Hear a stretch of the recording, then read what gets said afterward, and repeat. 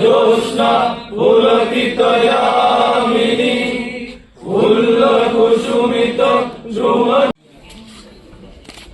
भारत माता की যুব মোর্চা জিন্দাবাদ, যুব মোর্চা জিন্দাবাদ, যুব মোর্চা জিন্দাবাদ। পণ্ডিত দীনদয়াল উপাধ্যায়ের প্রতিকৃতিতে পুষ্পার্ঘ্য অর্পণ করা হচ্ছে। আজকের অনুষ্ঠানের প্রেক্ষাপট একটু ভিন্ন। এখানে আমার পরবর্তীতে আমরা সবাই মিলে আমাদের নেতৃত্বদের, বিশেষ করে আমাদের প্রদেশ সভাপতি এবং রাজ্যের জনপ্রিয় মুখ্যমন্ত্রীর ওনাদের বক্তব্য আমরা সবাই মিলে শুনব এবং আগামী দিনে আমরা আমাদের বিভিন্ন সাংগঠনিক কার্যক্রমে আমরা সেইগুলাকে নিচু স্তর পর্যন্ত নিয়ে যাওয়ার চেষ্টা করব।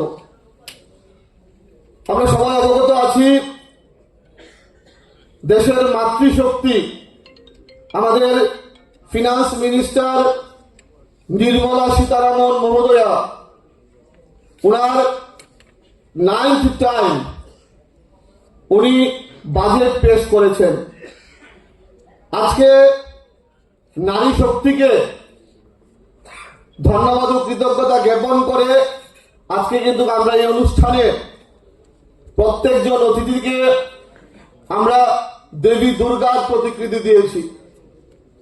কারণ একমাত্র ভারতীয় জনতা পার্টি, যে পার্টি মাতৃশক্তিকে সম্মান করে এবং একজন মহিলাকে, একজন মাকে এই দেশের অর্থনীতি দেখার জন্য মন্ত্রী করা হয়েছে, এই দেশে একমাত্র সম্ভব যিনি রাষ্ট্রপতি আছে উনি একজন মা, উনি একজন বোন, দ্রৌপদী মুর্মু।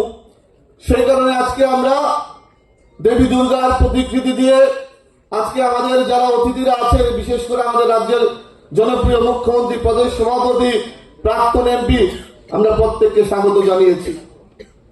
বাজেটের বিষয় নিয়ে আমাদের মূল বক্তারা, প্রধান বক্তারা বক্তব্য রাখবেন। আজকে কেন এই বাজেট যুব সম্মেলন আমরা আয়োজন করেছি?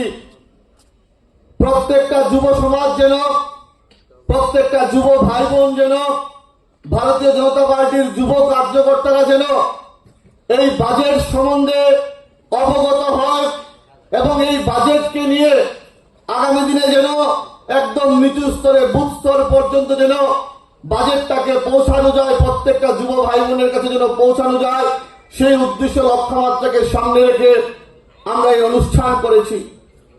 বিভিন্ন রাজনৈতিক দল বাজেটকে নিয়ে কটাক্ষ করার চেষ্টা করছে। আমি যে বিধানসভার বিধায়ক, বিশালগড় বিধানসভায় কিছুদিন আগে প্রাক্তন মুখ্যমন্ত্রী মানিক সরকার গিয়ে বলেছেন এই বাজেট নাকি কর্পোরেটরদের বাজেট। আসলে ওনাকে শ্রদ্ধা করি, উনি বয়স অনেক বড় আমাদের থেকে। উনার বোঝা দরকার, উনার দলের নেতৃত্বদের বোঝা দরকার আমরা শুধু বিরোধিতার জন্য বিরোধিতা করব না।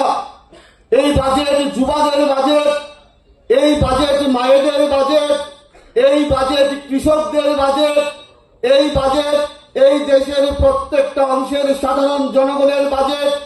এই বাজেটে যেরকম কৃষকদের প্রাধান্য দেওয়া হয়েছে, এই বাজেটে যুবাদের প্রাধান্য দেওয়া হয়েছে, এই বাজেটে মায়েদের প্রাধান্য দেওয়া হয়েছে।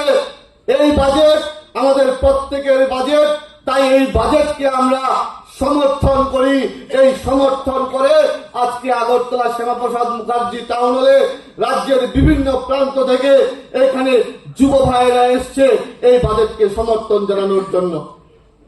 আপনারা বিভিন্ন সময় দেখি বিরোধী দল শুধুমাত্র বিরোধিতার জন্য বিরোধিতা করে। আমরা যুব মোর্চার কার্যকর্তারা আমরা সবাই জানি Bharatiya Janata Party the party with differences. আমরা অন্যান্য রাজনৈতিক দল থেকে আলাদা এবং আমাদের যুব সংগঠন অন্যান্য রাজনৈতিক দলের যুব সংগঠন থেকে আলাদা। আমরা শুধুমাত্র রাজনৈতিক কর্মকাণ্ড নিয়ে ব্যস্ত থাকি না, আমরা শুধু ঝান্ডা নিয়ে মাঠে দৌড়াই না, আমরা শুধু মিছিল মিটিং নিয়ে ব্যস্ত থাকি না।